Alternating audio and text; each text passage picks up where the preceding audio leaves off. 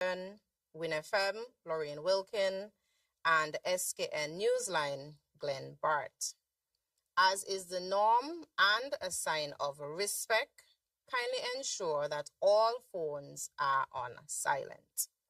At this point, I will turn the mic over to the Honorable Prime Minister to give his opening statement, following which we will open the floor for questions from the media and comments or discussions. Thanks for being here.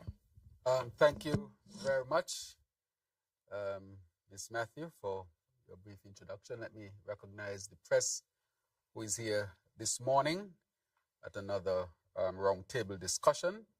As I've been said before, this engagement is an ongoing engagement to ensure that the public is up to date with all of the relevant information and to promote transparency in a dialogue between myself and the press, which I think is very, very important.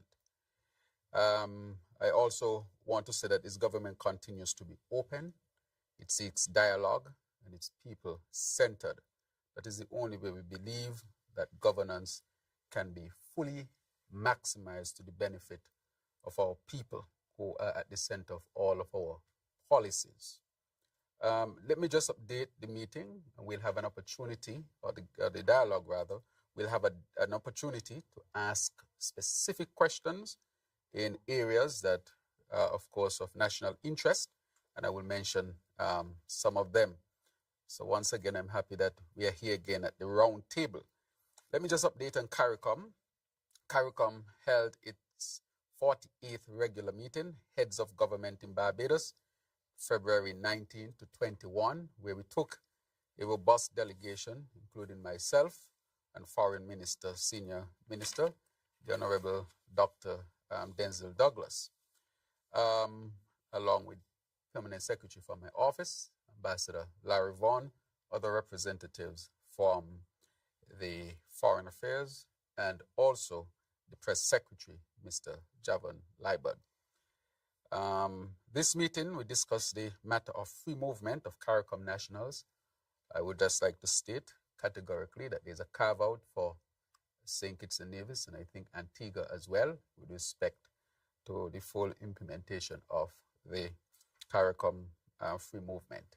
Let me state it clearly that St. Kitts and Nevis has not signed on to this. Last roundtable, there seemed to have been some, I would say, miscommunication, not on my part, but I'm not accusing the press of it at all. Maybe persons who were listening and intended to misinform the people. So I want to state it categorically. I think that's categorically enough. I also want to say that we discussed the issue of regional security and crime. We were able to form among heads, three of us to lead on this, including chairperson,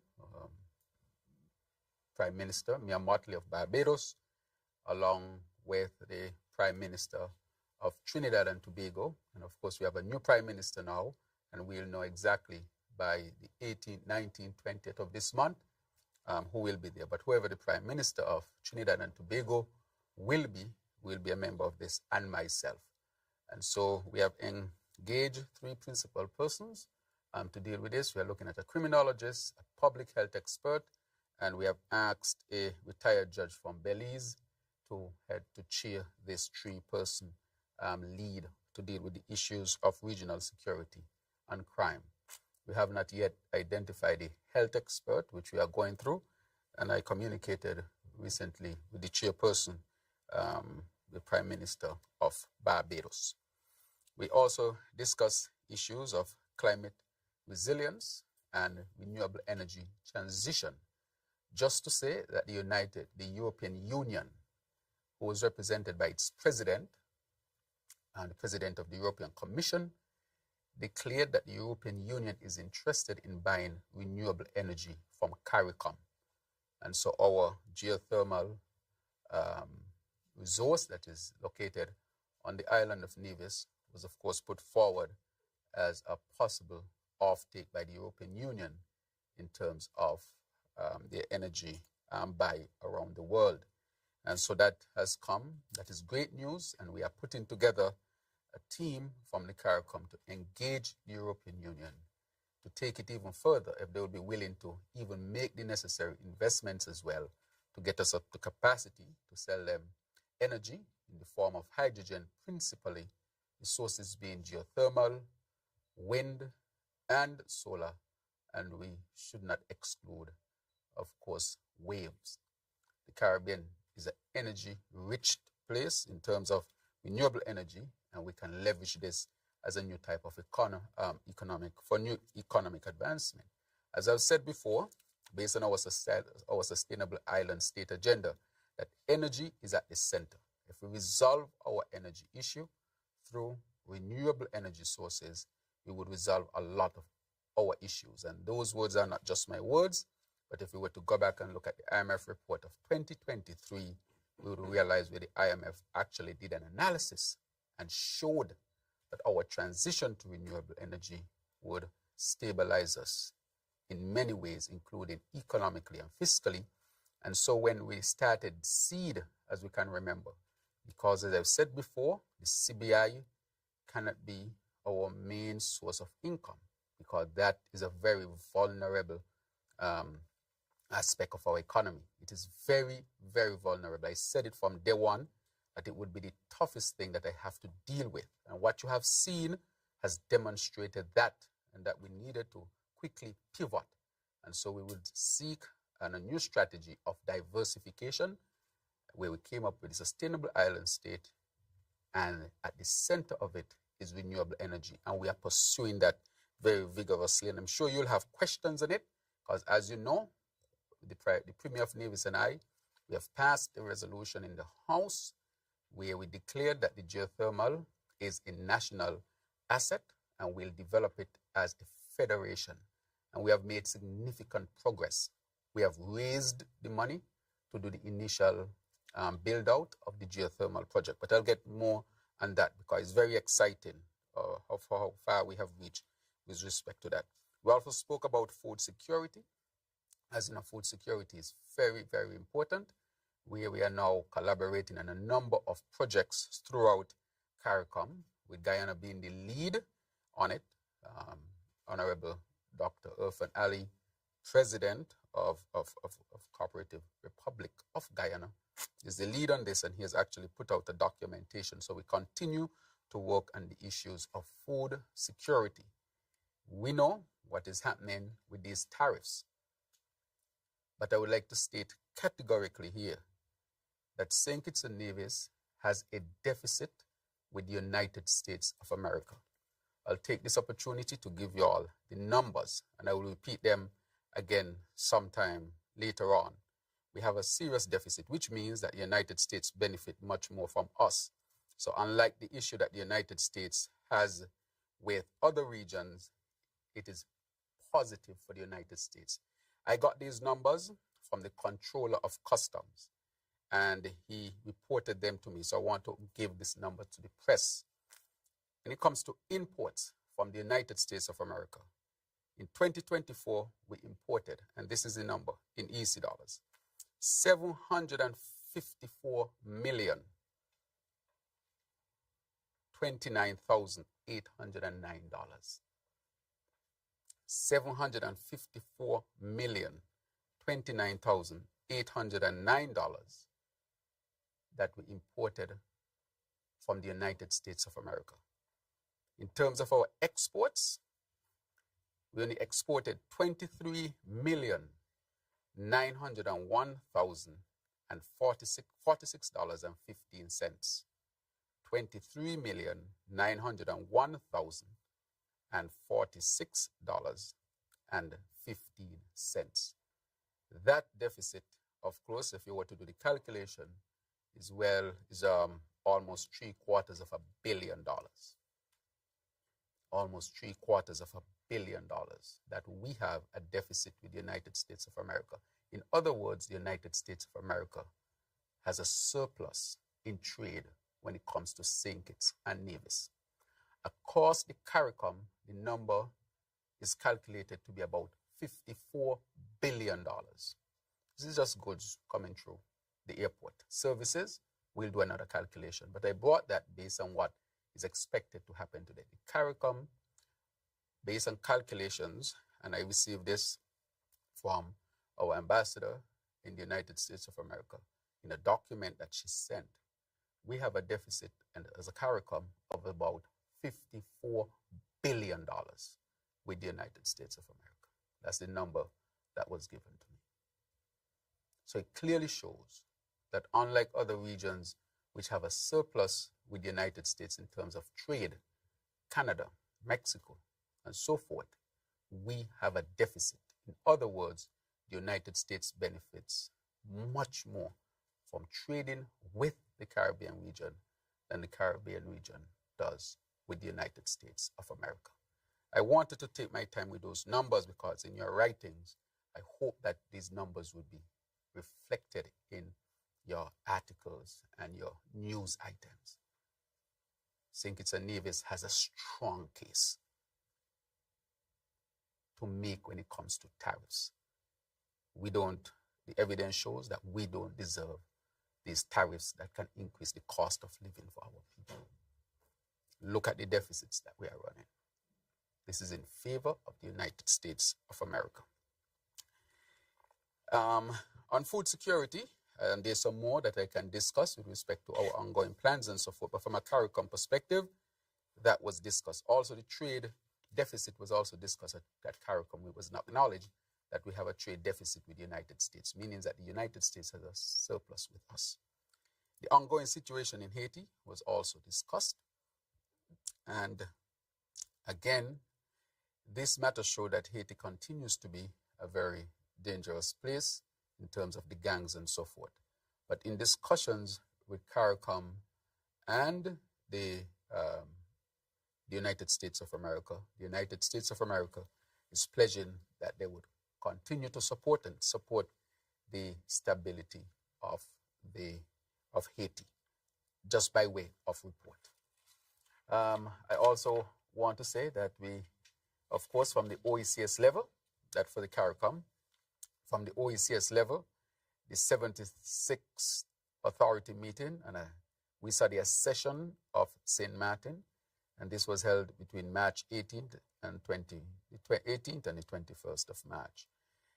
This St. Martin is now advancing to be an associate member of the OECS. And so we welcome St. Martin, of course, to the community, to the OECS. And we're encouraging the other part of St. Martin to consider as well. They had started to make moves. I met with the Prime Minister of Dutch St. Martin, and I met with the President of the French St. Martin. French St. Martin has now gone ahead, and Dutch St. Martin, from my discussions with the Prime Minister of the Dutch side, that they too would seek to be a member of the OECS. Now, we at the OECS meeting discussed economic cooperation, climate change response, health and education collaboration, and regional trade. Basically, a lot of the same topics that CARICOM discussed. But as you know, the OECS is much closer because these are the islands that we are closer to, and I would say that our socio-economic situations are very much parallel. And so we are almost, homogeneous, and so it's easier to implement policies across the OECS sometimes. And so I want to thank the leader of St. Martin and the people of St. Martin for an excellent OECS meeting that we had there. Now, on March 25th to 28th, I traveled to Abuja, Nigeria, where we had the Afro-Caribbean Investment Summit, St. Kitts and Nevis focused.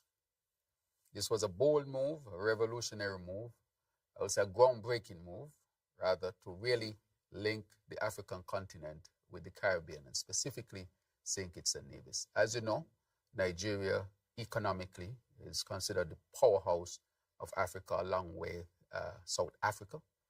It is an extremely large country with the largest population on the African continent and the largest population of Black people around the world. Around 250 million people and counting, and it is a young population. From all indications, Nigeria has what it takes to become extremely developed country in the sense that it has people, it has resources, soil, minerals, gas, and oil. And if you have people, you have land, and you have those types of minerals and natural resources and energy, it means, therefore, that you have what it takes to advance your country. And so it is projected that Nigeria will continue to grow economically, and it's important that we make the connection. The trip was extremely rewarding. I traveled with the Premier of Nevis, who is also the leader of the opposition, to declare to Nigeria that St. Kitts and Nevis politically supports closer ties and closer collaboration. And right now, the African Bank have been supporting very strongly, as you know, and we did a lot of good things in Nigeria, including signing an MOU. That MOU, I think, is a groundbreaking MOU. I don't think an MOU like that has been signed with any other country, Caribbean country, over our history. This is a real concrete move to link the Caribbean with the African continent, as we call it, the motherland. You've always heard that we needed to go back to the motherland. The African Bank is providing financing, which is a reputable bank, and Nigeria is very open. I met with the president of Nigeria, President Tinubu, and I met with him on his birthday. He said he really wanted to meet with me, and even though it was his birthday, he would meet with me. And we met at the official residence, and we had an extremely good conversation. He is committed to the overall objectives that we seek in terms of more investments in St. Kitts and Nevis, and in terms of trade between not just St. Kitts and Nevis, but the Caribbean and Nigeria. And therefore, he has given his political blessing to that in a joint statement to the press that he and I made in Nigeria on his birthday. And I think it has been circulated. I think I would read a little bit now from what I'm sure you would have seen the report in the Trinidadian newspaper with respect to what we are doing. It had reached regionally because it's so groundbreaking. So if you give me a second, I will access it from my phone right here. And I'll read it for you. Okay, good. And from that Trinidad newspaper, I'll read what it says. And it came from CNC3 Television, Trinidad and Tobago. The St. Kitts Nevis government Friday signed a memorandum of understanding with the Nigeria-based Green Economic Zone, GEZ, Green Economic Zone, Special Economic Zone Management Company for the establishment of a state-of-the-art agro-hub warehouse and logistics center on the Caribbean island, our country. That is what we are seeking. And so in speaking with the president, I told him, well, he was aware of what we are seeking to do, and he has given his blessing for this type of engagement. He has also asked that a special team come to St. Kitts and Nevis, and they will be here in St. Kitts and Nevis for our investment summit. Our investment summit, which is to be held in May. We are expecting a team from Nigeria that is being put together, that the president has asked that they come to that investment summit in St. Kitts and Nevis, and asks that the Caribbean, of course, be included as areas to be invested in. We are seeking to establish what you call the African Caribbean Bridge Corporation, ACAB, the African Caribbean Atlantic Corporation. That's it. The African Caribbean Atlantic Corporation, where we are seeking to move goods directly from the west coast of Africa directly into the Caribbean. And that is why we signed that MOU to develop that hub.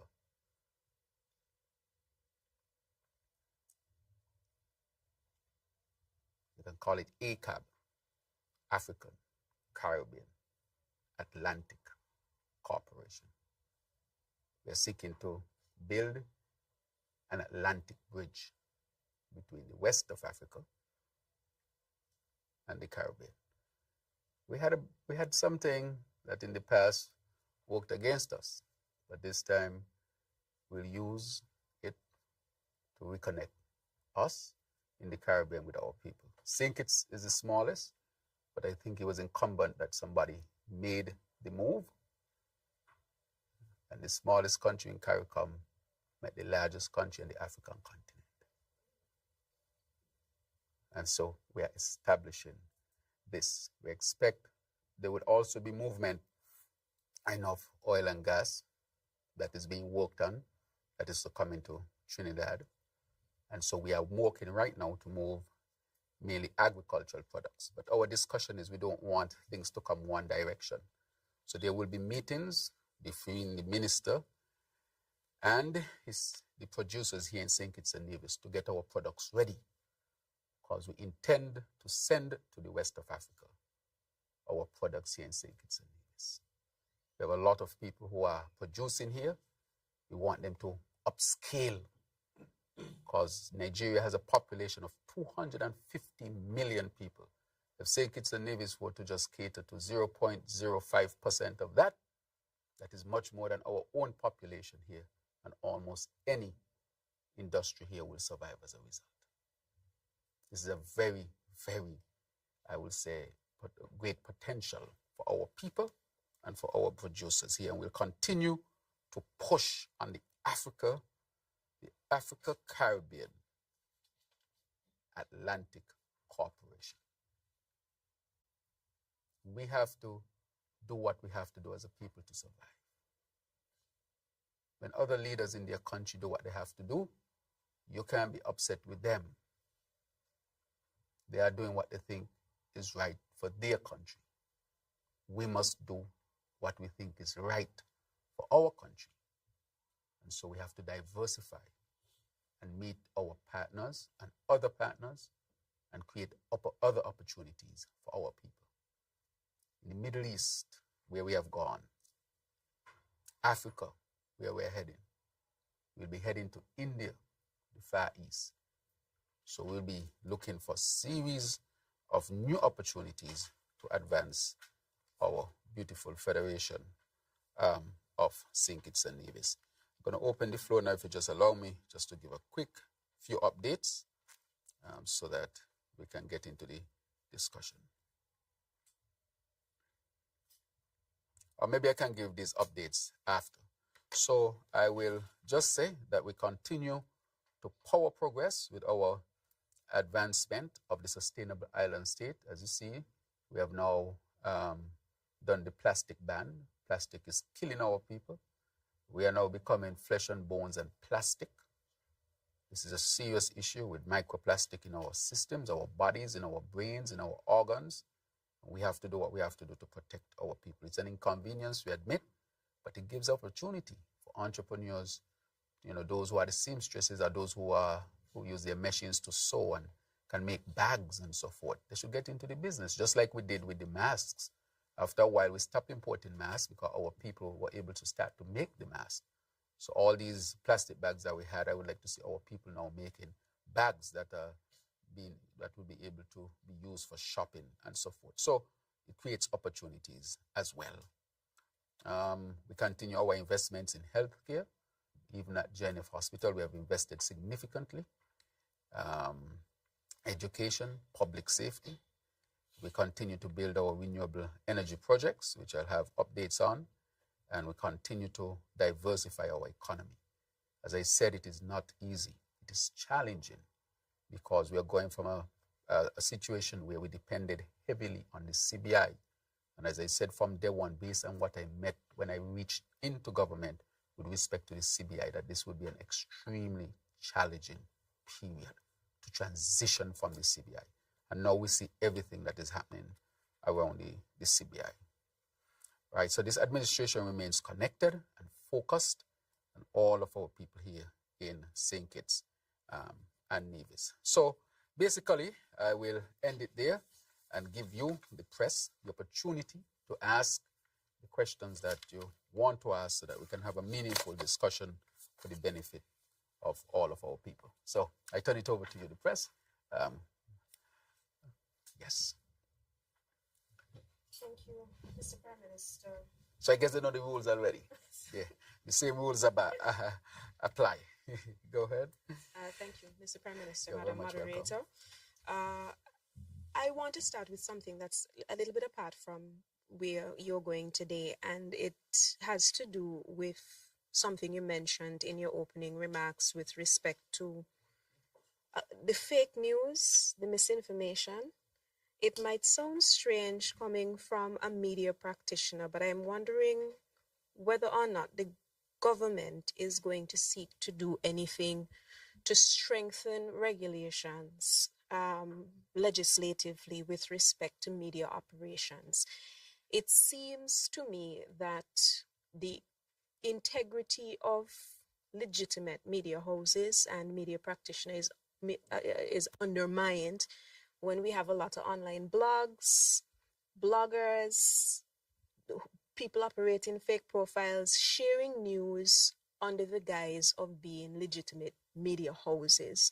It is certainly, to me, an issue because it undermines the integrity of the information which is provided to the public. And although the public has a responsibility to wade through the information and determine fact from fiction, it is not always easy to do given the way that some of these entities represent themselves. So I am asking if the time has come for a little bit more. For example, Facebook is something that's private.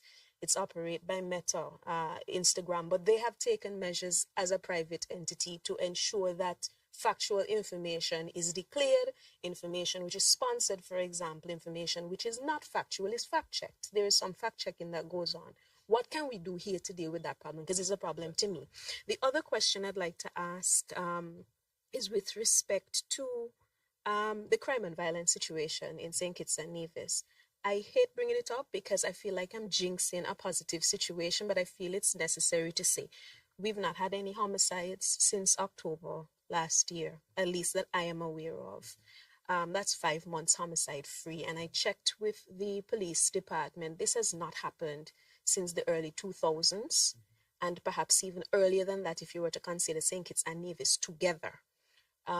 You're Minister of National Security. What is your position and opinion on this, and what do you credit to this sort of, I don't know if it's successes yet, but something is changed? Thank you very much. Those are 2 questions, so I see you're abiding by the rules. Yes. So let me tackle the one with the fake news. Fake news has become a global phenomenon, and it has not escaped St. Kitts and Nevis. There are bloggers in St. Kitts and Nevis who portray themselves as legitimate persons.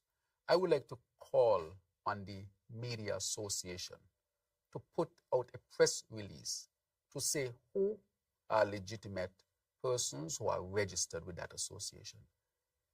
Times Caribbean Online, which I call the toilet paper, is a blog. It's not news, it is a blog. But all people think it's news.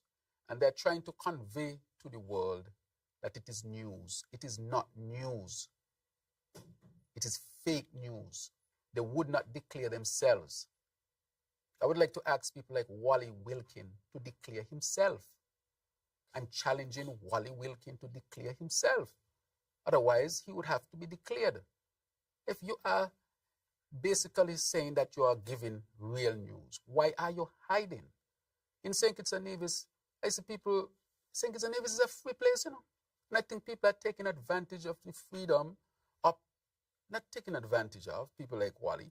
They are misusing and abusing the freedom that they have to speak freely, which I encourage, because this government will never ever seek to censure people. That is not the goal.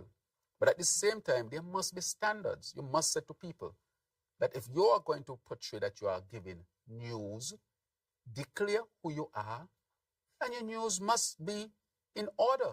It has nothing to do with whether it's supposed to the government or not, because in a democracy, people are going to speak their minds, and if you don't agree with a government policy, then you have a right to criticize a government policy.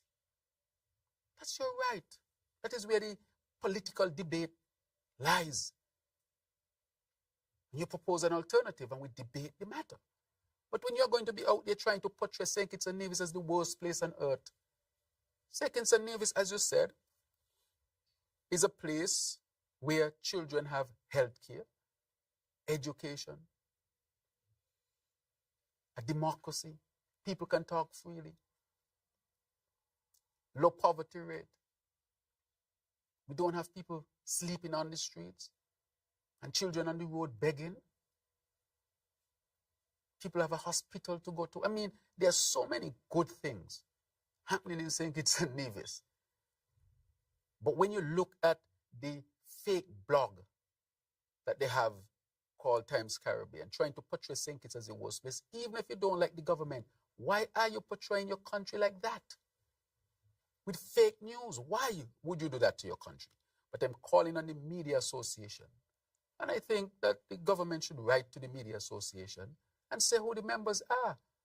And the government should also ask the Media Association, is Times Caribbean registered with you? So that the people of St. Kitts and Nevis can have the truth of who they are. Because they're trying to portray us as worse. So yes, I think that there should be some measures taken. We will take measures, but we don't want any measures to impede people's right to express themselves. That is why I have been looking at it closely, because I don't even want it to be hinted that we are trying to curtail what people say and don't say. I don't want that type of government to ever exist in St. Kitts and Nevis. It's existed before, and I don't want it to exist again. This is a democracy. However, I want to say today that I will be suing two people. One should get their first suit today. I will not call the name yet because I want to see if my lawyer has sent it. So there will be two who will be sued. One today and the next one tomorrow. I'll put it on my Facebook when the suit would have been delivered. I am not playing with people anymore. It is not right that you can just defame me because I'm the Prime Minister. Criticize me if you want to criticize me, but don't defame me. When you defame people, defamation is a criminal act, or it is, let me put it this way. If it's not a criminal act, I guess I have to look at the law and see, but you can be held responsible for seeking to defame people. Just because you have access to a Facebook, you just can't talk about people like that. So let's say you have Devon Cornelius over here and you don't like him.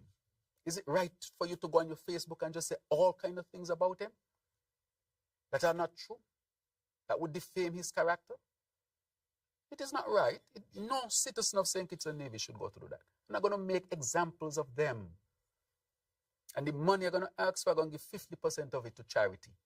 I don't really want the money, but I'm going to make an example out of them. I'm going to take them to the court. And no sorry in this, because people must know, criticize, but why you need to attack me and seek to defame my character and lies. So yes, I'm going to take action. When it comes to the other part of it, I really don't want people to feel in St. Kitts and Nevis that they can't speak. Or people should be able to speak. However, when the news becomes such that you're undermining your own country, some sort of action has to be taken. And I'm asking the Media Association to call its members in and to reinforce the issues, to reinforce the principles of good ethical practice. And to also declare who is a part of the Media Association and who is not a part of the Media Association, so people can know. So I think that that question will be asked of the Media Association. I think the president is Mr. Andrew Huey, correct? Yes. If I just may interject here. I'll finish the questions. I'll finish. I know Mr. Bad, but she asked a question. Yeah, so no problem. So and then I'll give you the opportunity to do it. So just mark it down. I'll just go quickly on the issue of the crime and violence matter. Again, this is accredited to the whole of St. Kitts and Nevis.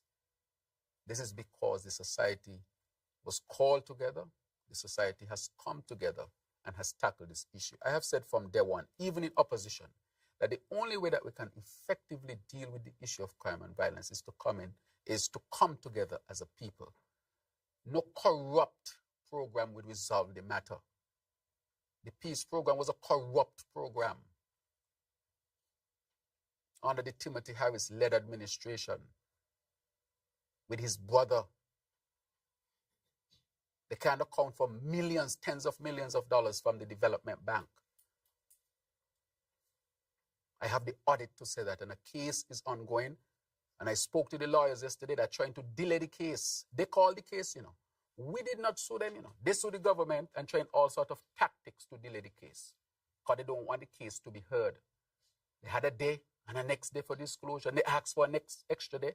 Well, the extra day was yesterday. So I hope once they get the extra day, they are satisfied because the people of St. Kitts and Nevis deserve to hear this case. I said to the people of St. Kitts, we don't have to be corrupt.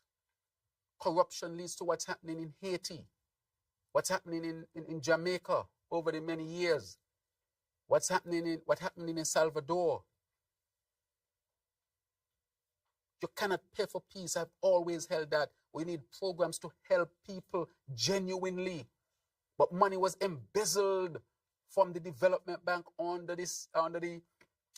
the name of the peace program, where most of that money went to politicians and their cronies and not the people who were on the program. Hundreds of millions of dollars.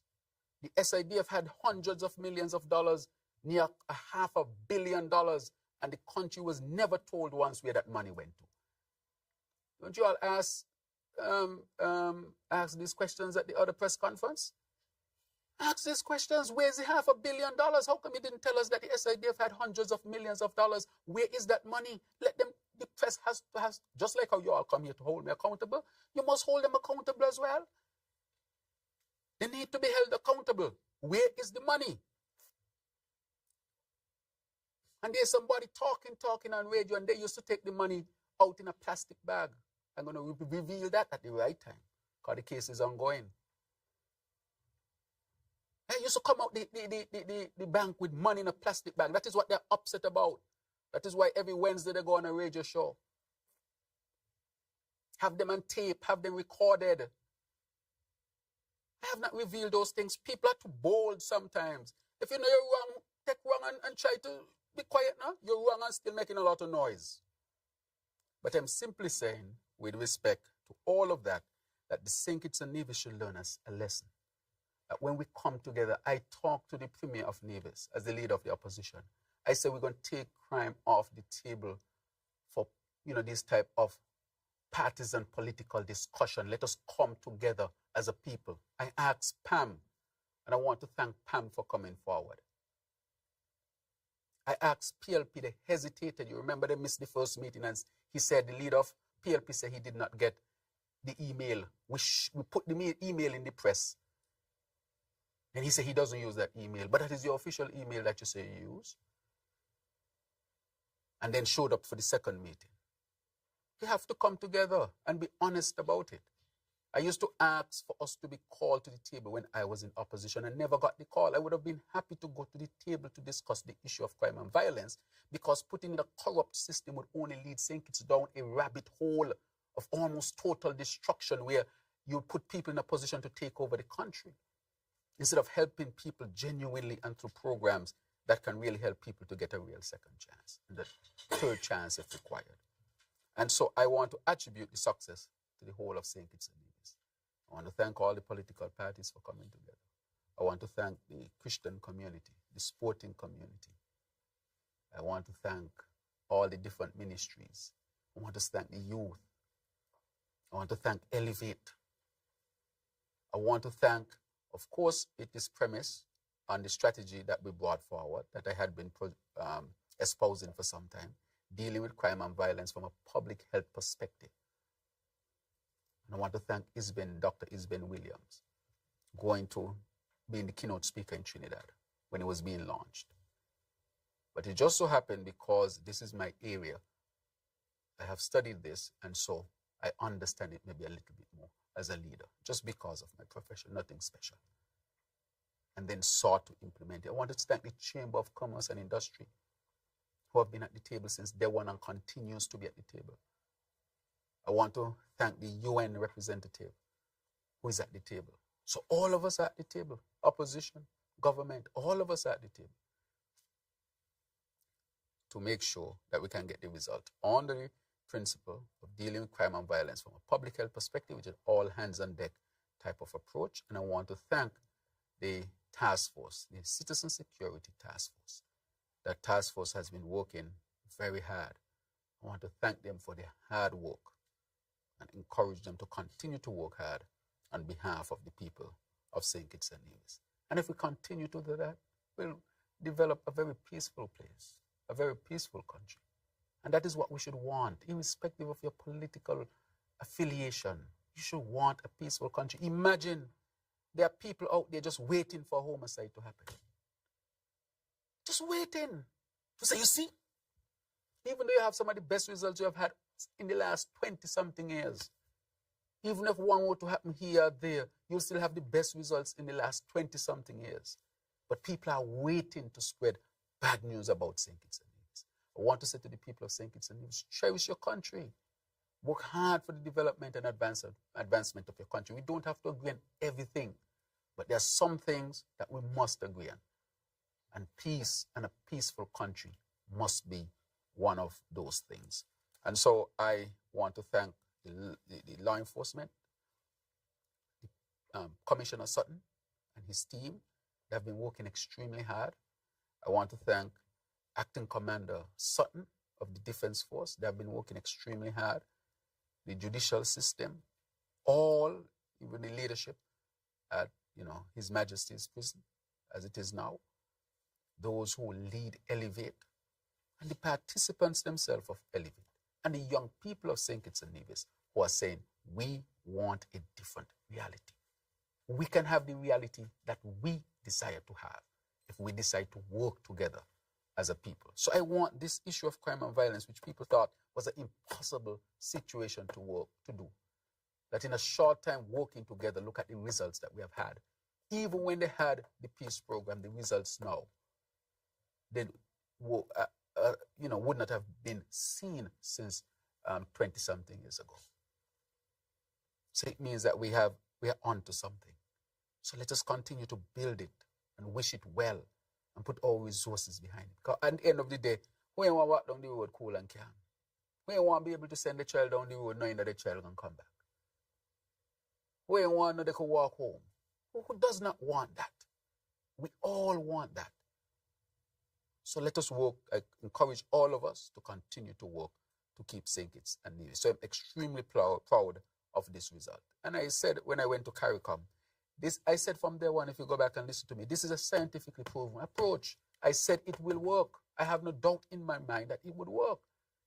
But do we have the political will to implement it? And do we have the drive as a people to implement it? It will work.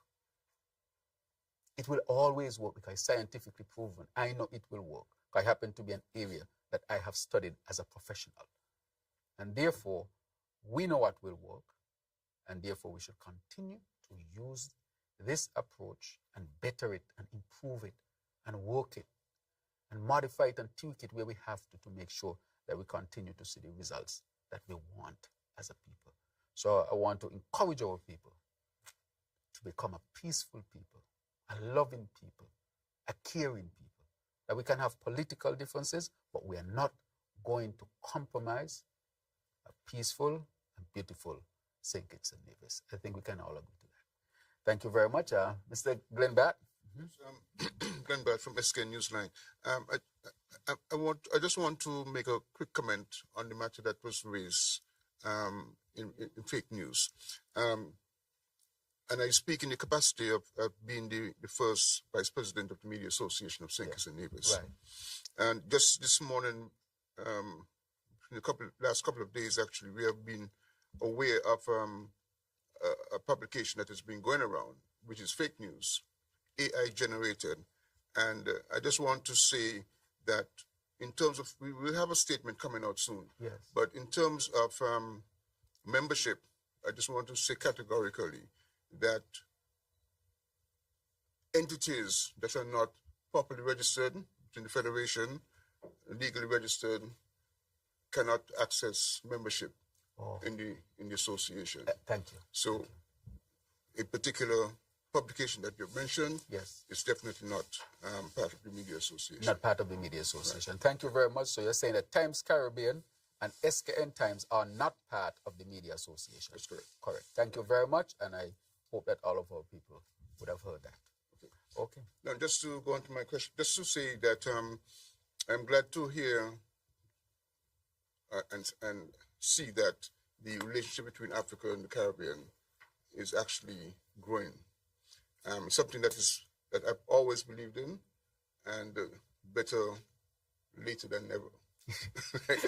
So I'm very happy. But I just want some clarification though. Yes. With regards to the green economic zone arrangement and the state-of-the-art logistic warehouse for St. Kitts, and then the African Caribbean Atlantic Corporation, can you just define what each of those are going to be doing, so that we're kind of clear as to what each component is involved in? Right. Thank you very much. So with respect with the hub is going to be built on St. Kitts and Nevis, and it's to receive, for example, goods and services, goods really from Western Africa that will come into this hub. And then from this hub, we can distribute throughout the Caribbean. And then what we want to do is to collect from St. Kitts and Nevis and the Caribbean in terms of goods to go back to West Africa. So that hub is a logistics, so it arranges, of course, the logistics of movement, and it's a hub where you can have receive and send. So that is what we signed. And the minister with responsibility for agriculture, cooperatives, and so forth, the Honorable Samuel Duggins, he signed it directly with this zone. And so in terms of the corporation that I'm speaking about, that is what we are proposing that it be called, but is a corporation already. Corporation meaning is not a corporation in the sense, it is the relationship, or working together rather. So corporation in that means working together, not a co-op, but a corporation, right? The cooperation between, or the working together between these two areas. That is what we want to term it. So the logistical hub is to make sure that we can move things. We had already calculated that to move things from West Africa to the Caribbean is about 15 days to get across. The Atlantic, that route is well known. We know what it was used for before. It was used to move slaves. But we are saying it is a bridge between Africa and the Caribbean that we're going to use to get our people back together again in a very cooperative way so that we can help each other in terms of our socio-economic development. And that bridge is well established for centuries. That had been used. They used to use these wooden boats from Europe across the Atlantic. Why can't we use modern ships now to move goods from Western Africa into the Caribbean and Caribbean? Africa has over 1 billion people. That is a market. If the Caribbean were to just get 1% of that market, we'll be able to sell everything that we have. 1% of 1 billion. Those of you who know a little more maths than me, you understand how many millions I'm talking about. If you get 5% of that, you can develop so many industries meeting the needs of the African continent across what we'll call the Atlantic Bridge. So we'll work to it. I'm happy that President Tinubu was able to say we'll work. The African Bank, we will work. It will take hard work. It's a bold move, but it's a necessary move. So that is where we are with it. So in that sense, that is what it means. Right, my next question then. Some weeks ago, this famous list of countries included, I think it's 4 Eastern Caribbean countries that were involved in the CBI programs, appeared, and the claim is that there could be, depending on what happens down the line, travel bans imposed by the United States administration. My question is, therefore, between then and now, has the United States administration communicated directly with St. Kitts and Nevis in regards to those concerns or that list? And if they have, what exactly are the concerns? And if they have not, do you think that the situation is credible enough to warrant St. Kitts and Nevis and the other OECS countries involved creating a strategic plan as to how they're going to engage the United States? Right. Thank you very much, Mr. Bat. That is let me first say that when that came out, I did not know it was out. I received a message from the highest representation at the U.S. Embassy in Barbados because a new ambassador has not been appointed since the last ambassador left the position after the change of administration in the United States of America, Ambassador Roger, who was a hard worker there. And I received that message, and she said to me, PM, we know that this is in the media. Let me state that we have no knowledge of this, and Washington has not communicated anything to us. So we inquired at all levels, and everybody said there's nothing that they have seen of such. As a matter of fact, a representative from the State Department was asked subsequently in a press conference, and she said, I can't even speak to it because there's no list. But is Washington constantly reviewing things? Yes. And so we saw that, we inquired about it. Of course, it was discussed at the level of OECS, and OECS is going to engage the United States of America. I spoke to the Director General this morning about our plan to engage the United States of America. And the head of CARICOM now, Chair, Prime Minister Motley, in her official report after the meeting, she said that she brought it up with the United States, and discussions are ongoing as to when OECS would meet with the United States. But one of the proposed time is during the spring meeting, which is to take place at the further, I think it's the 3rd to 4th week of this present month in April. And so that had been sought. And so they have said there's no list, there's nothing really there that we can discuss on that particular matter. So our strategy is that all the countries come together. We have decided that we should go and engage and see, what they, but this engagement is an ongoing engagement. United States of America is one of our closest allies, has always been. And so we want to have continuous dialogue and discussion with the United States of America.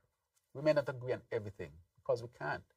They have their own interests and we have our own interests as well.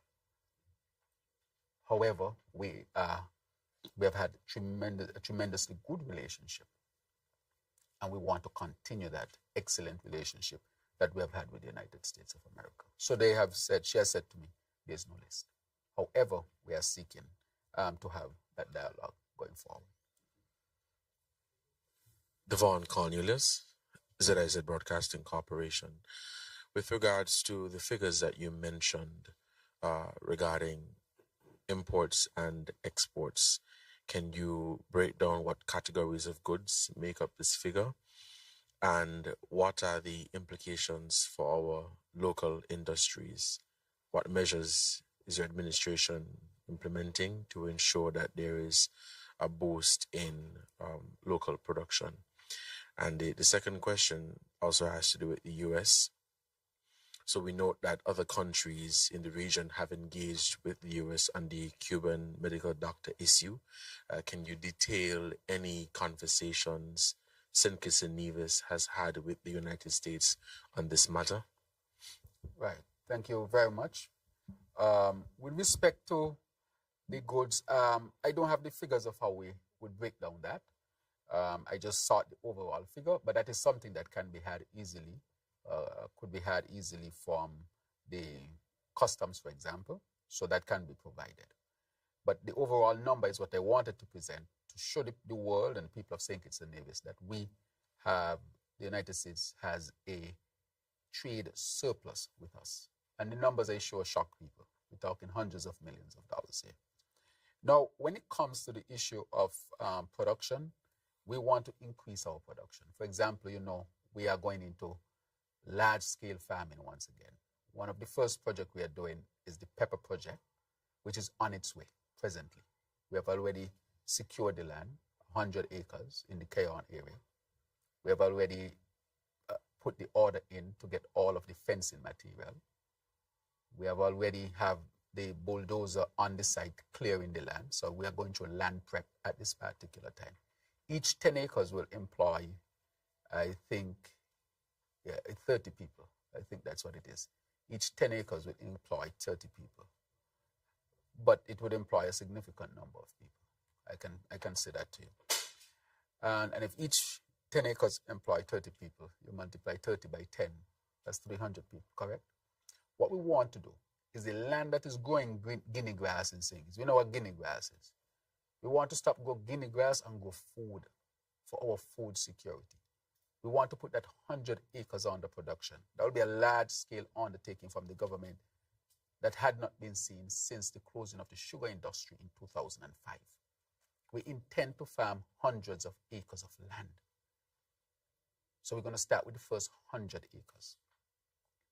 So it'll be a combination of our pepper project plus other food types that we'll be doing. I want to, of course, say today that we did the first trial with the Tabasco pepper project, and it was extremely successful.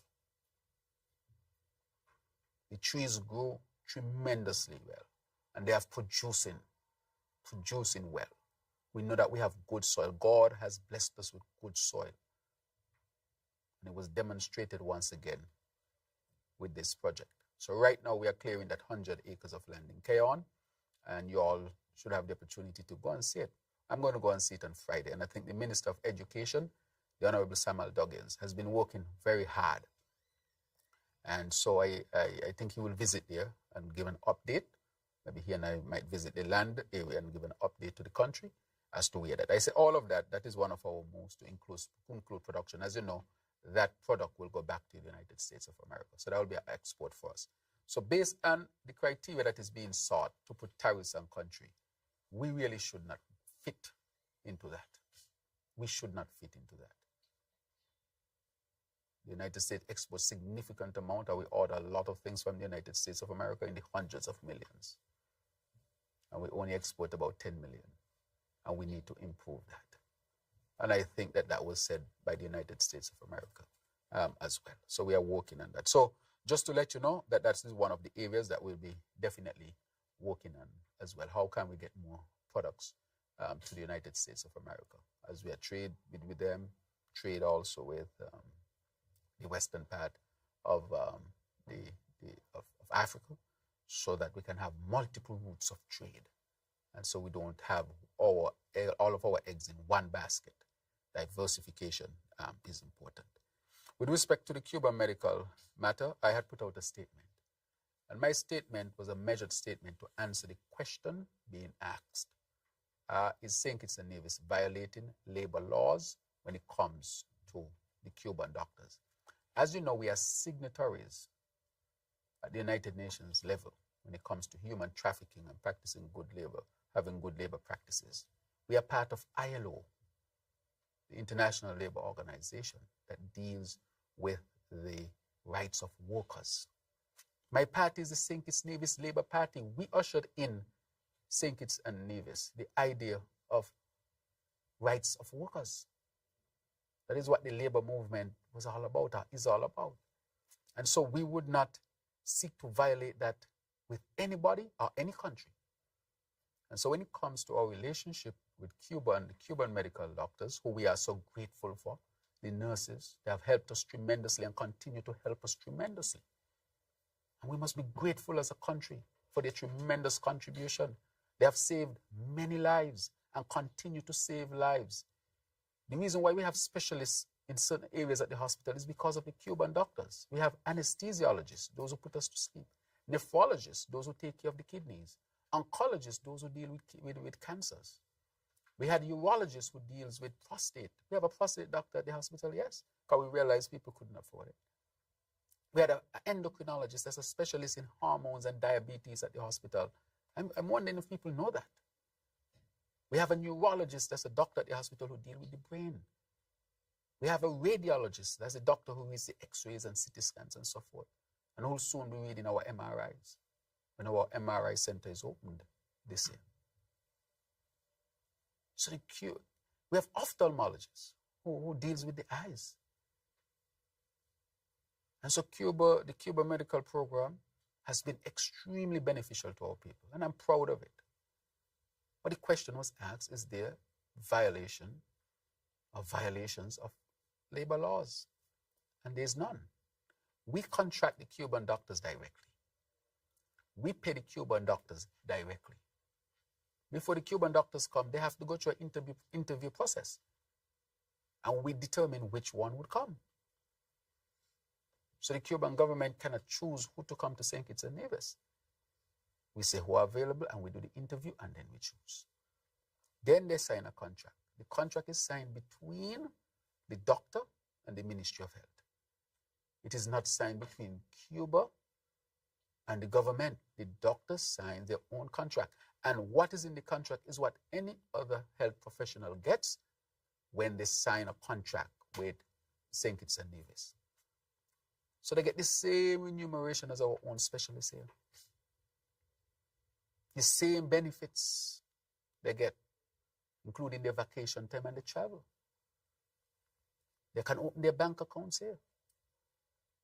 And so we are making sure that the Cuban doctors who come here, that they can benefit from all of the good labor practices that we have in St. Kitts and Nevis.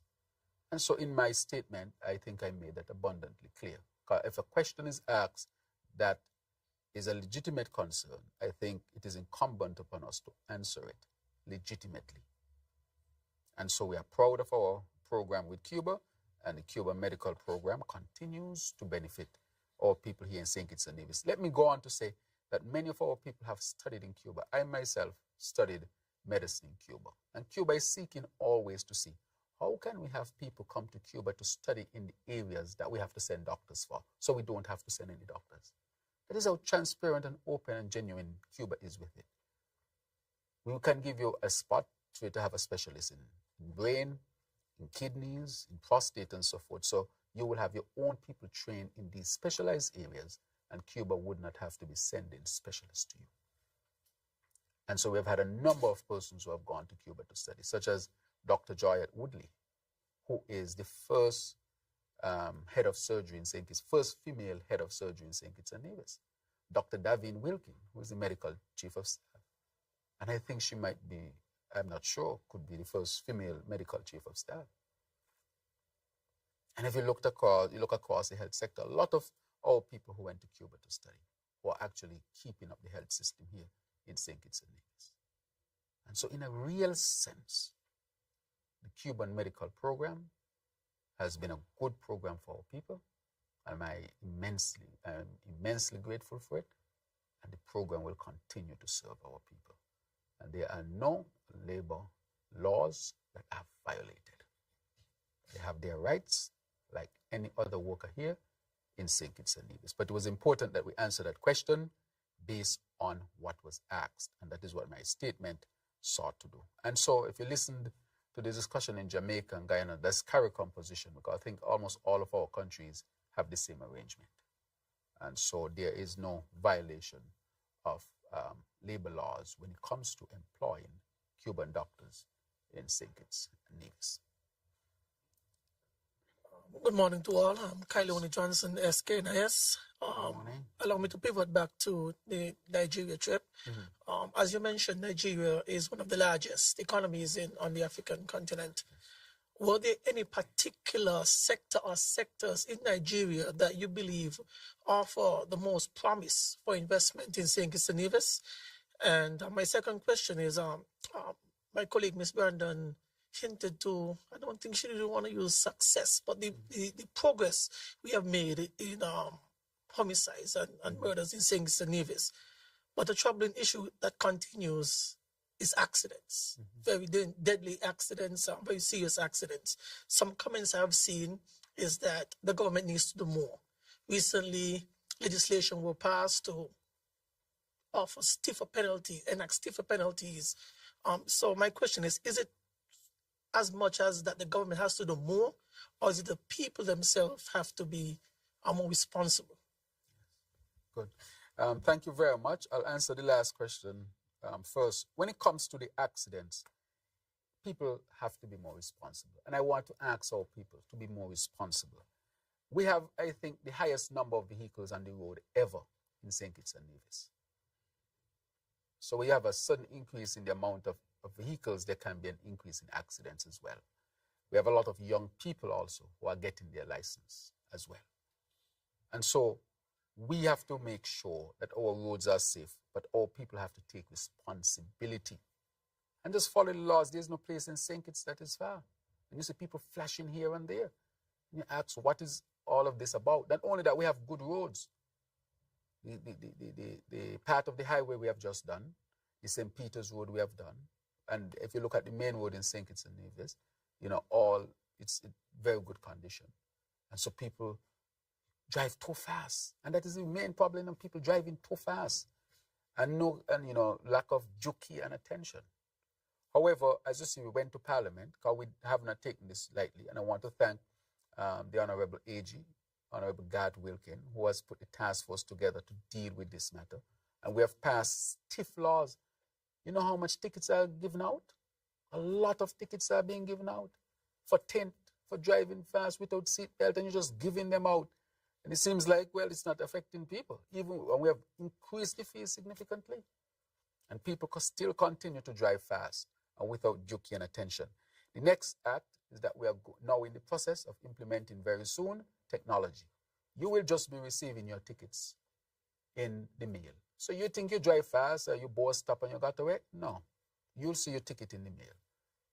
And based on the issue, you'll be taken to court.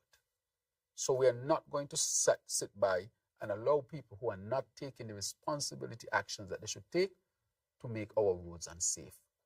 We have increased the stiff penalties, stronger laws. Now we are going to put the technology on top of it. And it will work.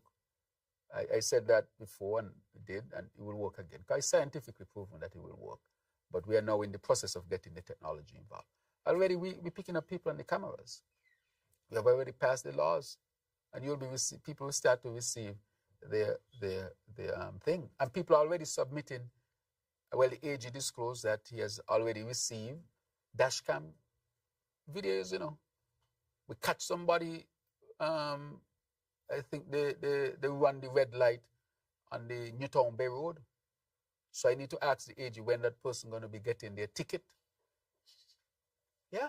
Somebody with a dashcam pick them up, and the AG has a secure email where you can send those videos, and he has confirmed that he has received dashcam videos of people violating the traffic laws. So we're not going to sit by and watch people violate our laws and make our roads unsafe, and we're going to implement the technology. So you think you drive fast and you think you get away, your ticket for hundreds of dollars come in.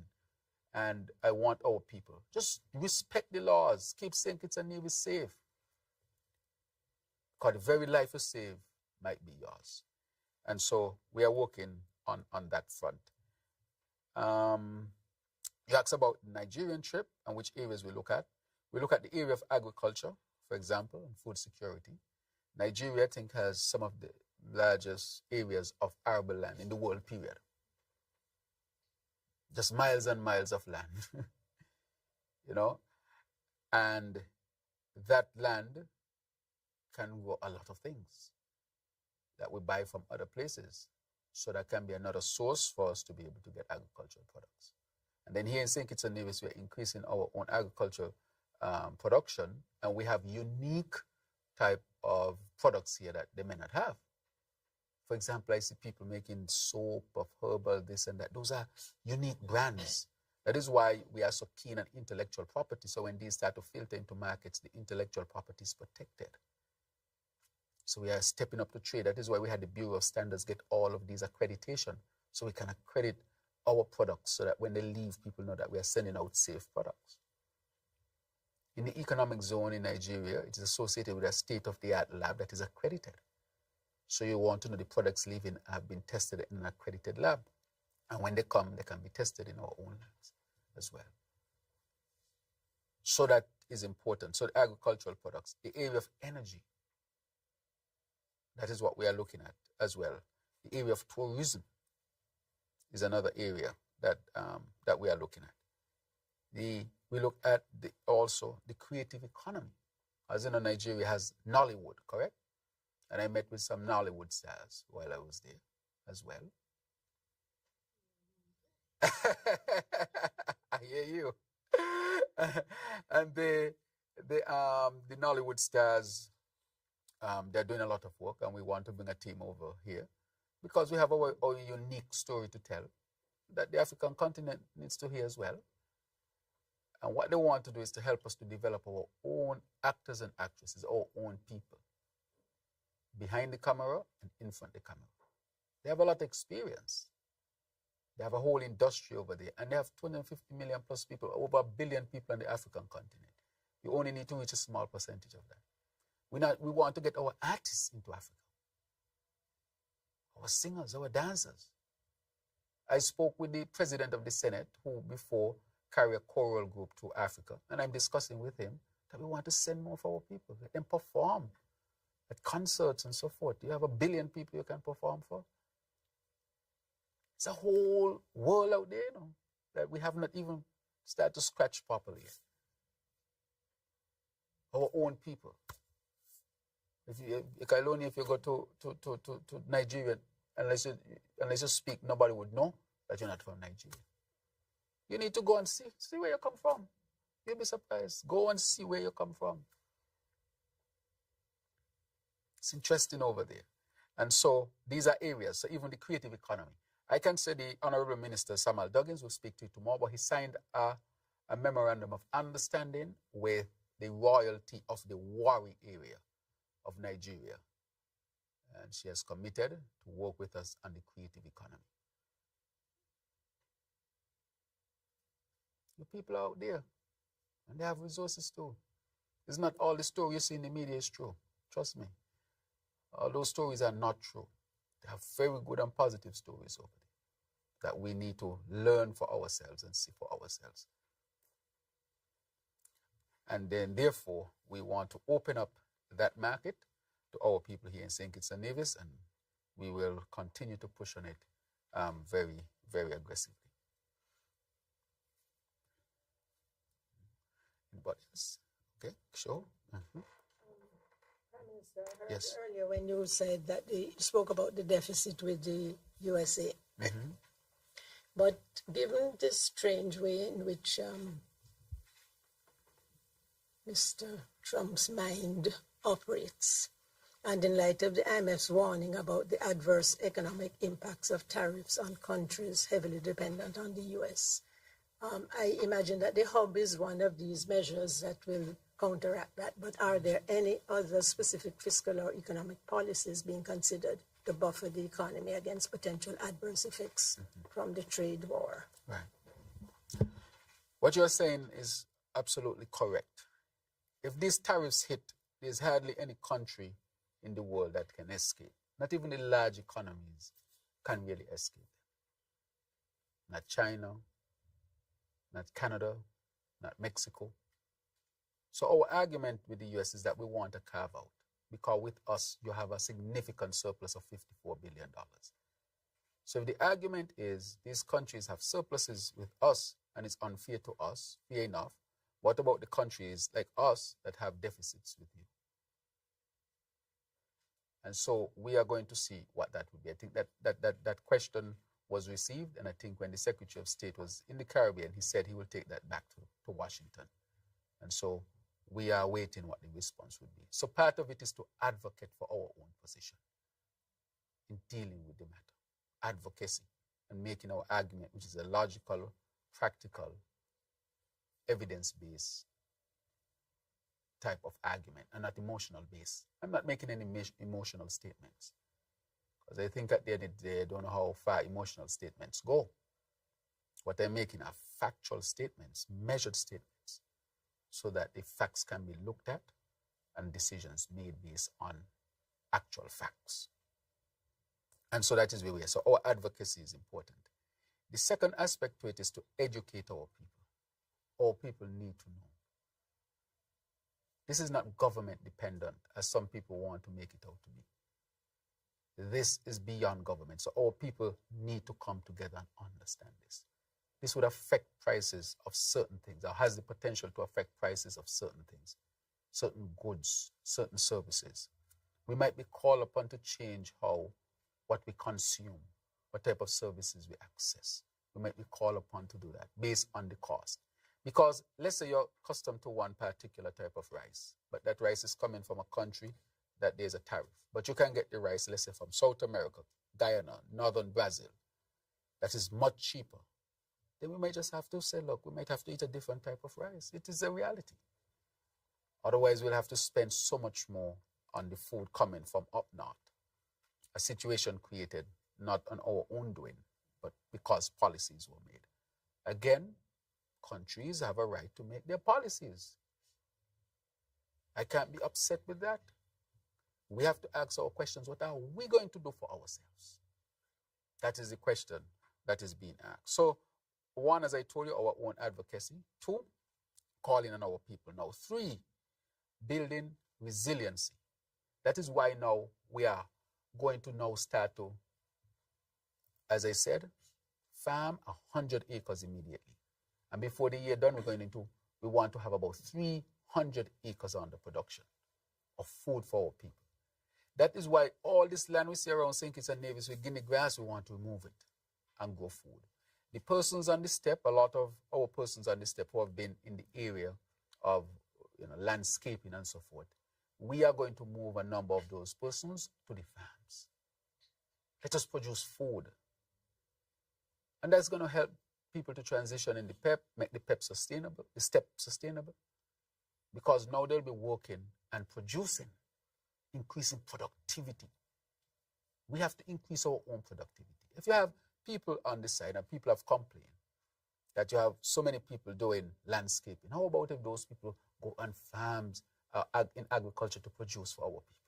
It's the same type of work, correct? Same type of work, but it's just that you're going into a productive area where you can produce food for the people, produce food for yourself.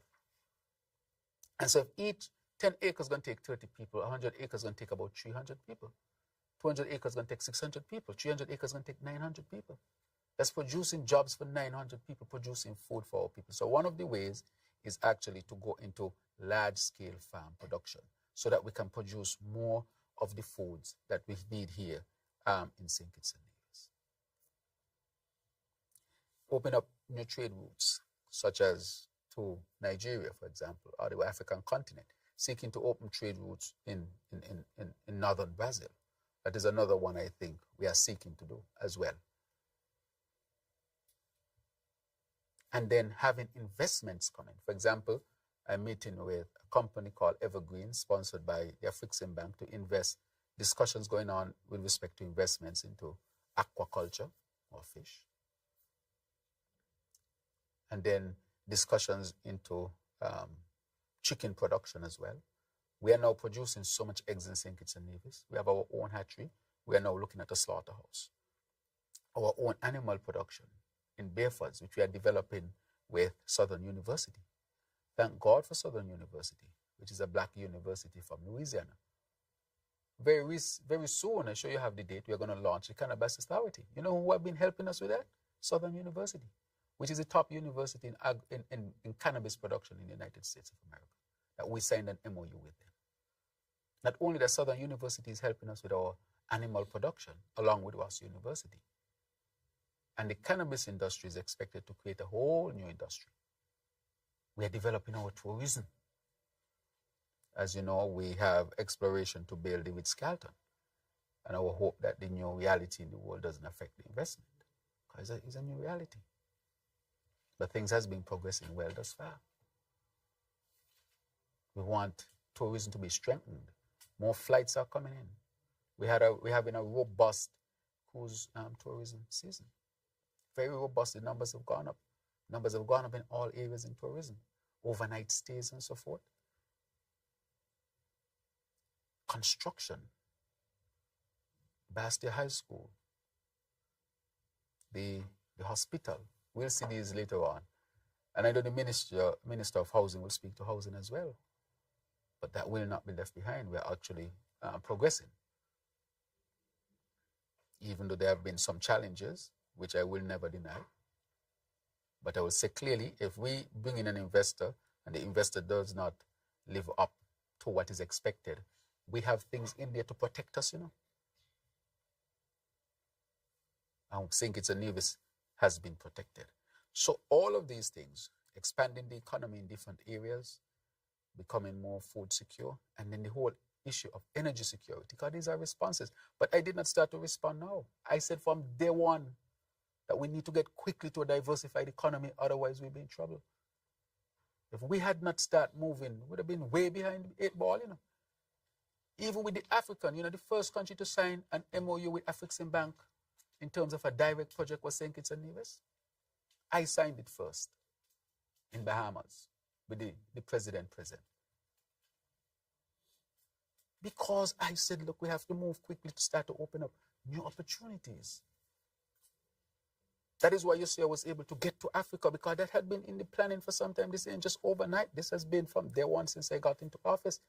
Let us pick up let's just run. Because this is what I thought could have happened. Let's get Tabasco in. Get the land. Let's farm hundreds of acres of land. We need water. Ask the Taiwanese, we don't need no community center and this. I need water. You can't have a modern country without water. Talk to the Taiwanese. We need healthcare. We need a good hospital for this climate change. I said we need renewable energy. And I'm going to make an announcement on the renewable energy. Let's get geothermal going. I spoke to Mark. I said, you're in my opposition.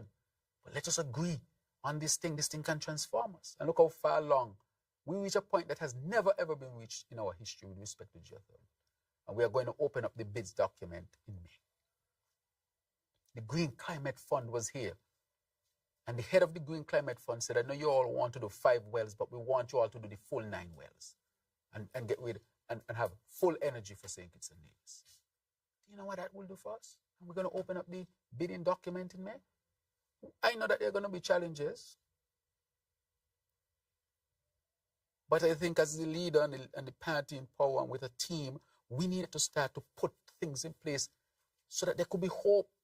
There's a lot of hope. And we are not going to sit back and watch, whatever is happening and countries making their decisions or complain about their decisions. I'm not going to sit here and complain about the decisions that the President of the United States makes. No? He says he's making them in the interest of his country. How can I be vexed with that? So what are we going to do for ourselves? That is the question that is being asked. We have to do for self. That's what Marcus Garvey said. When he came here in the 1930s, he said, do for self and connect to Africa. He said that in the 1930s. He knew what he was saying. It's almost as if he knew the time would come when we will be left in a deep ocean to swim. And if we don't reconnect with our people, we'll have no hope. So this is not a new concept or a new idea. It's just that we have to heed it and build it out. Self-reliance, do for self. Because he who thinks he is responsible for you to eat will always believe that he controls you or she controls you, or whoever the entity is. So I'm not upset with any country. I'm saying to our people, we have to do for self. We have the issue with crime and violence all these years. We can't look to America to solve our problem and to Europe to solve our problem. We can partner, and we should always seek to have partnership, because partnerships are important. We can't be isolated in this world. However, we have to lead and make sure that what we do for our best interest. That is what has to happen. And so this situation has it, and so we have to collaborate with other countries in the world and see how we can position ourselves to survive in this world. We should do for self. OEC should work closer together. CARICOM should work closer together. Our people have to become more conscious as to what is taking place. And that is why I say we have to be responsible. I'm not seeing enough writing independently to assess the situation, apart from the partisan politics. I would like to see an assessment on the tariff and to tell our people this has nothing to do with the government. This is a policy by the United States of America. However, it can affect us like this, irrespective of which government is it. That our people get a different type of understanding of the realities. Bring on the economists from the universities, our experts. Have a meaningful discussion on one of these topics to educate our people so that they can understand what is going on in the world. Bring on the nutritionists who say you might not be able to eat Kellogg's cornflakes because the price might go sky high, but you can get a different type of cereal. You might have to grow food in your backyard. Not might, just grow food. I have peas, Yes, I have peas. I have some bananas coming to, Yes, with my peas. I have bananas too. And I intend to plant more things in my yard. Can you imagine if all these yards had something and you put all of that together, how much we'll be producing? This is a different type of world. It's a different type of world. And nobody's escaping. Who would have thought that Canada would be in the position it's in? Who would have thought that Canada is larger than the mainland of the United States of America? Has more minerals and all these different things. Yet Canada is almost being brought to its knees and have to resist. Canada. If Mexico, largest Central American country, being brought, Europe being brought. So we need these independent analysis where we escape the partisan politics, where our intellectuals and experts can discuss these matters to enlighten our people. Because without the ideas, without the enlightenment, our people can be lost. Enlightenment is important. So I want to say that, as we discuss these matters, as the tariffs and all of these things are critically important. So we're looking at it from diversifying the economy, educating our people, advocating for ourselves, new trade routes, all these different parameters to help ourselves. Mr. Prime Minister, I hear what you have been saying with regards to dialogue that needs to be done and the actual facts that we are in a trade deficit with the United States. There's a school of thought, however, and we have been seeing the conversation kind of playing out on various channels on YouTube, where it is believed that the United States might have a long-range goal about the relationship with the Caribbean, to make the Caribbean a lot more dependent than it is now on them and on the US dollar. And so they're saying that the tariffs that are beginning to be implemented, I think is from today, could eventually put pressure on the Eastern Caribbean currency, in which we are forced to devalue the currency against the US dollar. We're talking about very high inflation and a whole range of other things that are associated that create an environment that is not in favor of the small island states, and create a situation where the United States now has financial or fiscal control of the region and ties it in with the US economy. Has that been a consideration of the Monetary Council or the Eastern Caribbean Central Bank's strategy or review mechanisms? Right. So in the last Monetary Council, a number of things were discussed with respect to what the implications and impact could be. Those ideas, those thoughts that are developing, in some quarters, and every thought needs to be, of course, examined as well. But at the Monetary Council, a specific idea of such has not been discussed. I can say that the EC dollar is pegged to the United States dollar.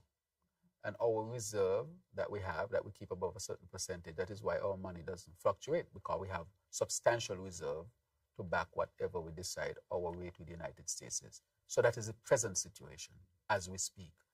I don't know how else that can change in terms of them in the full incorporation, but that is how the EC dollar is actually positioned. Now, if the United States puts tariff, meaning that when the United States imports stuff, that those stuff will be higher.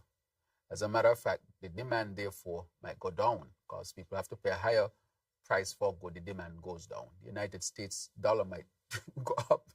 It can happen like that and have a deleterious effect, But what is happening with some people is that, as you can see, others are seeking to establish trade in a different currency.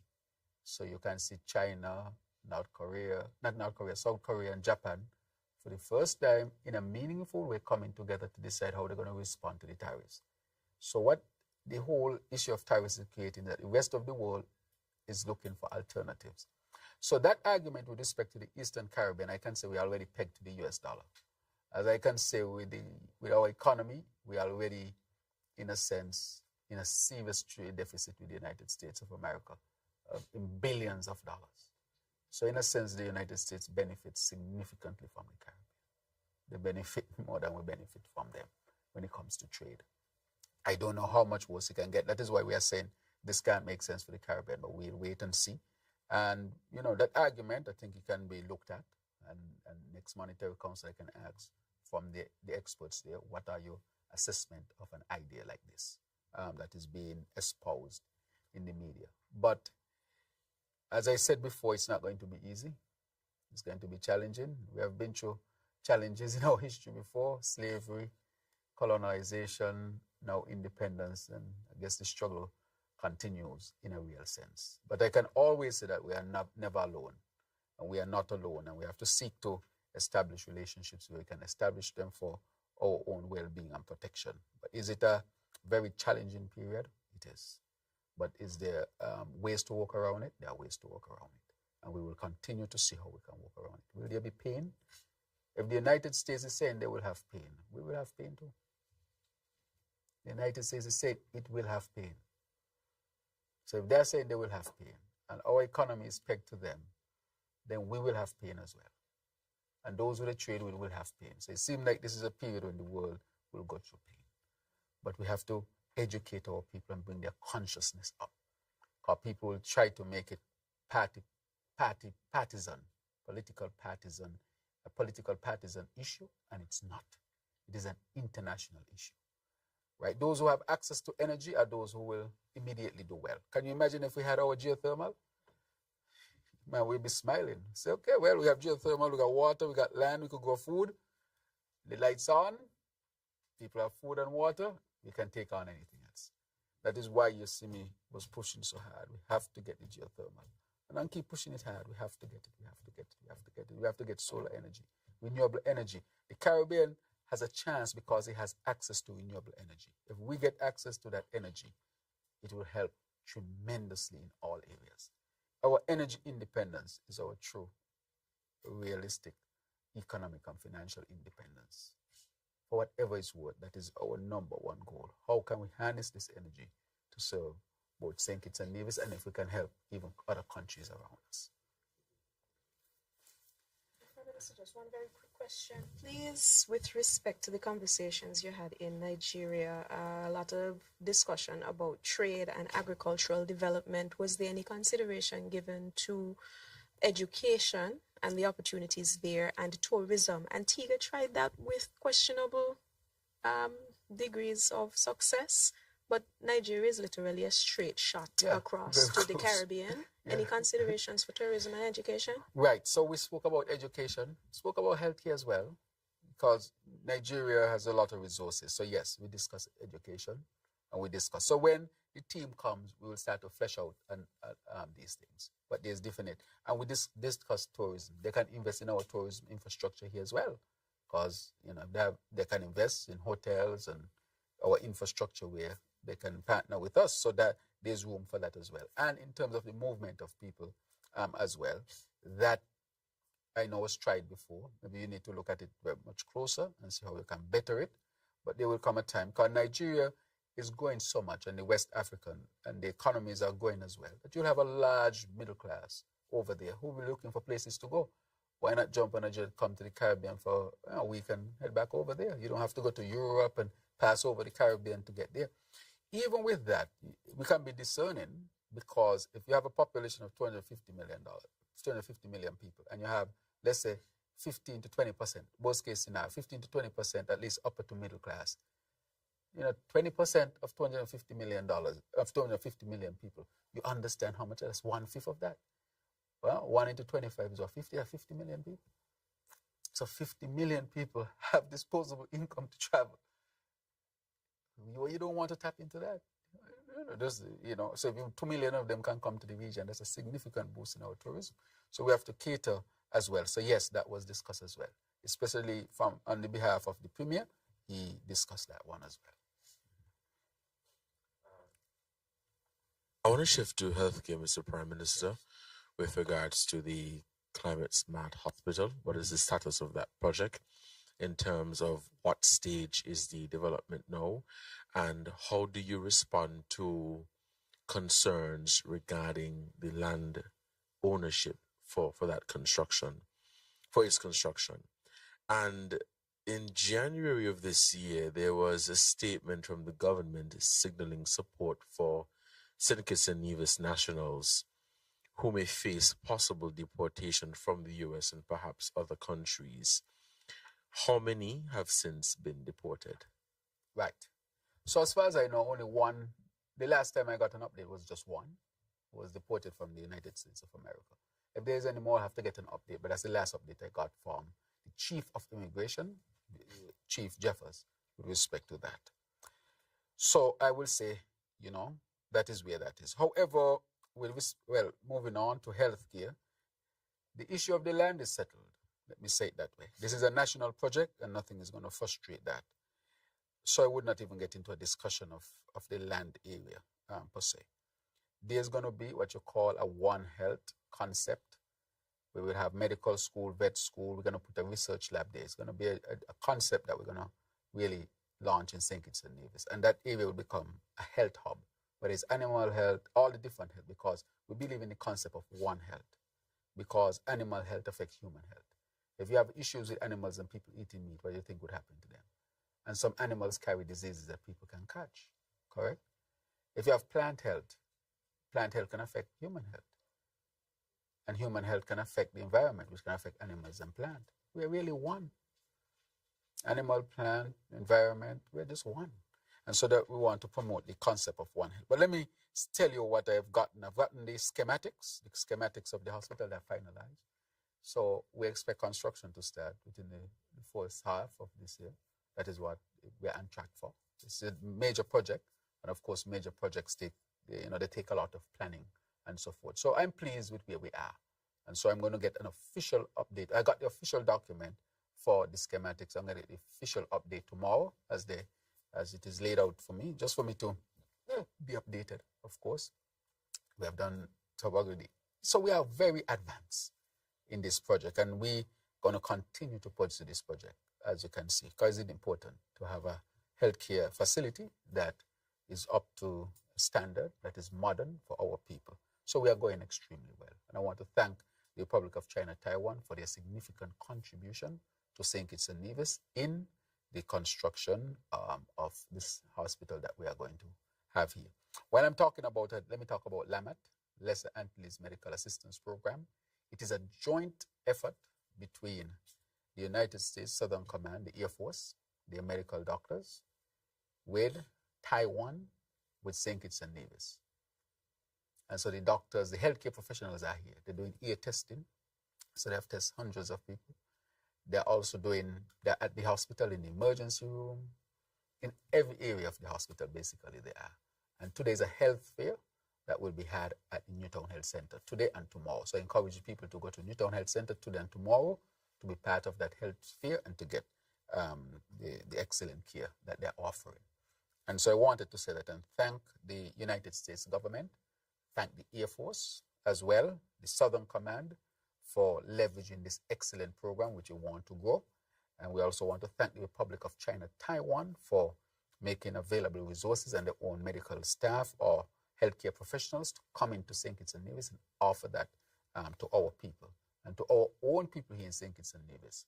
The Ministry of Health that has been working extremely hard to make sure that this goes well. From all indications, it is well received and our people are benefiting tremendously. So I want to say thanks to the United States government, thanks to the Taiwan's government, and thanks to the government of St. Kitts and Nevis to work collaboratively to bring healthcare to our people here in St. Kitts and Nevis. Yes, right. When was that person deported, and what support has been given to them since then? Right, so some people, that person was deported and came back to their family, basically. So they were able to come back to their family. That's one. And secondly, the last time that I got, and they would update me each time we get somebody from the United States, and that person, I think, came back in January and February. We just had one person who came back. Okay, my final two questions, Mr. Prime Minister. As you mentioned earlier, you're one of the lead for a CARICOM, basically a committee on crime and violence. Yes. Do you intend to advance the public health aspect that you have basically introduced and brought to St. Kitts and Nevis, and which has been so successful? Do you intend to advance this approach as part of this committee for the wider Caribbean vision. And finally, for me, today's World Autism Day. Would you care to give any word of support to persons affected by this, children and their family, their support structure on this very important day? Yes. Thank you very much. I intend, of course, I've been espousing it at the level of CARICOM and the OACS, dealing with crime and violence from a crime and violence from a public health perspective. Not only that, the RSS will be having its regional meeting here, which will start, I think, is on Thursday, correct? And I'll be handing over to St. Lucia, Prime Minister of St. Lucia. And in that meeting, we'll have a presentation from St. Kitts and Nevis, or by St. Kitts and Nevis, with respect to our approach to crime and violence. So yes, we'll take it to the regional level and show what we have been doing here. Because it's a space where best practices can be adopted as such. So yes, we will do that. So we will take it. As a matter of fact, I think I mentioned before that I've asked for a public health experts to be a part of that 3-person team to lead on it in the region. So yes. On World Autism Day, I want to say to the parents and even to those who might be autistic that, this issue of autism, we are taking it very seriously. Persons have autism, they can be well adjusted if given the right intervention. All is not lost, and our people need to be sensitive to this as well. We are seeking to upscale our offerings here for persons who have to deal with autism in terms of getting a spectrum center and so forth. So we are in serious discussion. The CAPSEC was leading on it, and I'll get an update on it. But to all those who have to deal with autism, I want to say that you deserve all to be treated with all the rights that everybody else is treated with. This condition can be treated and managed, and all is not lost. And so I want to give my full support to this community. Okay, that's it. You have any more questions? Oh, okay. Any more? Okay. All right. Prime Minister, my last question. Uh-huh. Can you say if there is a resurgence of HIV/AIDS taking place in the Federation, and if so, is there any new strategy that has to be employed to combat this, or is it under control in a way? All right. Thank you very much for that. We have seen 1 or 2 cases, I think, in the younger population. And so we have sought to, because you see, when you have strategies and tactics in dealing with public health issues, sometimes you have to shift and adjust based on what the situation is. Just like COVID, you had to change. If we are hit with dengue now, we have to change. If we are hit with a yellow fever, we have to change. Foot and mouth disease, you have to shift. So we have shifted in our technology, strategy, our tactics rather, to deal with it. So if you see, we have been out there much more at the school level, doing more testing and so forth in specific demographics to make sure that we continue to deal with it. HIV is not rampant and out of control in St. Kitts and Nevis. But we are so sensitive and we are so open with the data that anytime there's a little spike anywhere, anything that we don't like to see, we are going to call attention to it and we are going to act aggressively.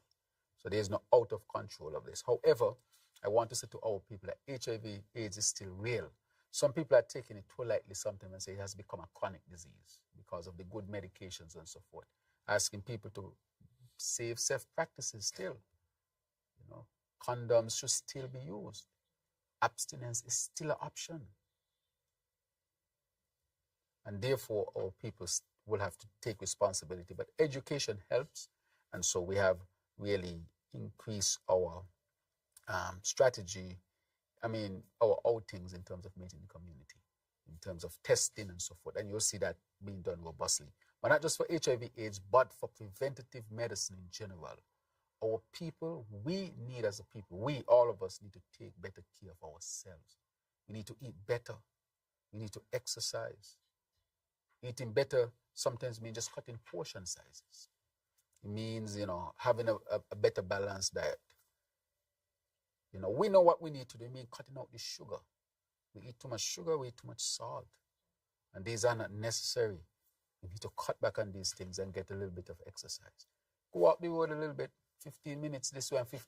You ain't need no fancy exercise, you ain't need a gym. Put on some shoes and you walk 15 minutes from your house and you walk back 15 minutes. And that's enough. You walk a little brisk. And that's enough, man or woman. That's enough. And if you think you're boring, get a partner to walk with you. They walk down the road 15 minutes and come back 15 minutes and you're done for the day. You need a lot of fancy foot up. If you like the fancy thing, you can do that. But you don't need the fancy thing. All you need to do is walk fast. Walk fast, go, and walk fast, come. 15 minutes on, 15 minutes, come back, and you're done. You're done. You'll be surprised. And a matter of fact, one of the most effective exercises is walking. Walking is very effective. There's hardly any exercise better than that. Some might say swimming, but we are not, you're not born to swim. You have to learn how to swim. But you're born to walk. 15 minutes go, 15 minutes come. And you're done for the day. You'll sleep better, your stress level will go down, your blood pressure will go down, your sugar will go down. Your whole health situation will improve and you'll live longer and healthier. So I want to promote that. Just give me half an hour for most days of the week. 15 minutes go, 15 minutes come. Even when you're walking, you could talk. You don't got to notice. You ain't need no fancy shoes neither. Walk down the road and walk back up. Right? And that is all we're asking for. But we have to take good care of ourselves, and that is part of our responsibility. Thank you.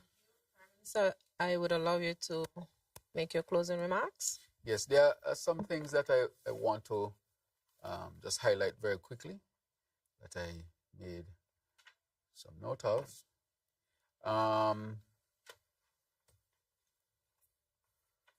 Right. And the press asked the questions that I wanted to talk about with respect to the CBI program and the EU, because something just came out from the EU. Now, we know the EU has changed its legislation to determine how you have visa-free access. We in St. Kitts and Nevis, we have done a lot of changes. We continue to engage the EU. We continue to do what was necessary. As I said, when I came in, we were on the chopping block as far as the UK was concerned. We saw one country got visa denial during that time. We did a lot of changes and proved to them that we were willing to upgrade and change, and we did not lose our visa-free access. However, we cannot dictate what another country does or another region does, but we will do all that we can do to protect whatever relationship we have with the EU. And so we'll continue to work to strengthen our CBI program. Right now, we are setting up a regional regulatory body that I had asked for. I'm happy that all of us are on board in terms of the countries to make sure that the regional regulatory body can regulate all of the CBI programs and build more confidence and engender more confidence in our international partners. But St. Kitts and Nevis has done a lot of work when it comes to our CBI to strengthen it, make it more transparent, and make it less risky to our international partners as they might perceive it. But we continue to work, and we'll continue to engage, and we'll continue to try our best to preserve our relationships with our international partners. So I wanted to touch on that. Sometimes just having a CBI program, the CBI had become our number one revenue earner. And that is why I said we were in a very dangerous position. Because at the same time, we are seeking to make sure we do what we do to preserve our visa. We have to make sure that we balance that everything with. But one does not go against the other. Because the CBI is not about visa access. It's about investments. We are not doing this for visa access. It's about investments. And so we want to prove to the Europeans and so forth that this is about investments, not visa access. That is a different question. That is our good relations where our people can travel to and fro without impediment. But the CBI I want to say today is about investments, not visa access. We denounce any advertisement out there about visa access. We want this to be about investments and advancing St. Kitts and Nevis. We denounce anyone out there who is seeking to undersell our program. As a matter of fact, we are going to make a release very soon of persons who we are going to strike off to market and do business with St. Kitts and Nevis because they are in violation of our laws. We are serious about it. We want to say to people to make make sure that you follow the laws. If you don't follow the laws, we'll have to take measures, which you'll see today. So we're going to do everything to fight to protect our country and our CBI program. The other matter I want to speak to our young people. We have a lot of scholarships. We're asking our young people to diverse places around the world. Go to the Ministry of Education and ask about scholarships. Take up the scholarships. I am begging for these scholarships so that you can get.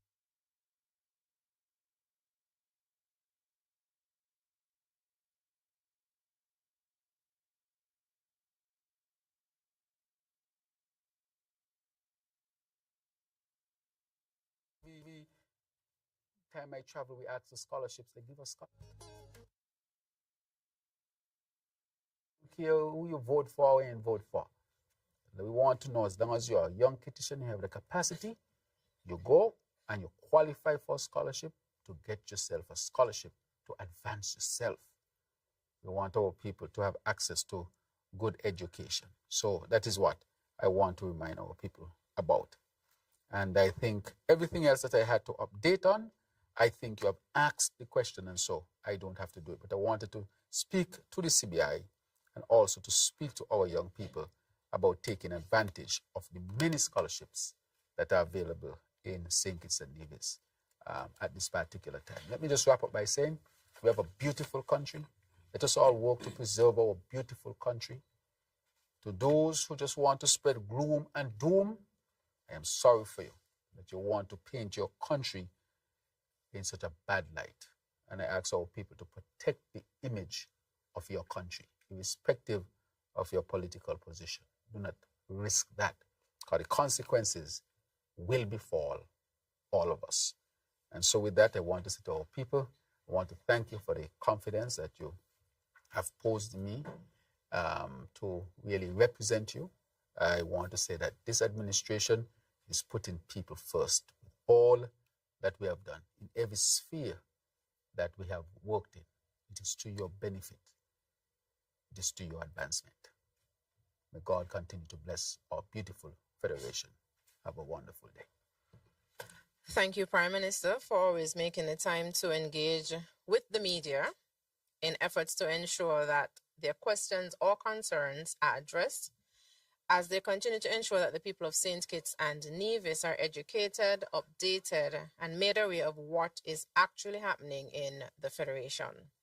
We continue to extend our gratitude to the platforms that facilitate live airing of the Roundtable, ensuring that the public and our citizens within the diaspora remain front and center during these conversations.